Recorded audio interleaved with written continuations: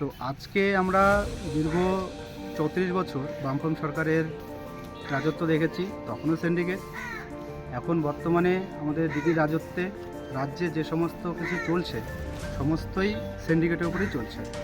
কারণ আজকে আমরা যেখানেই দেখি যে ছোট ছোট রাজনৈতিক দলের যে নেতারা থাকে, ছোট ছোট ধরুন গ্রামাঞ্চলে পঞ্চায়েত প্রধান যারাই থাকুক, ঠিক আছে, তারা সিন্ডিকেটের সঙ্গে যুক্ত থেকে তারা যদি আগে ঘরবাড়ি যদি টিনের চালা ছিল, তো এখন বর্তমানে তাদের দোতলা তিনতলা বাড়ি, তাদের তিনতলা বাড়ি হয়ে গেছে এখন আপাতত দেখা যাচ্ছে। এবং তাদের বলতে গেলে তাদের ঘরে মানে এত পরিমাণে টাকা, যেটা একজন সাধারণ ব্যক্তি হিসাবে অথবা আমরা যে কাজ করি, হ্যাঁ, তাদের বাড়িতে সেই সমস্ত টাকা থাকে না।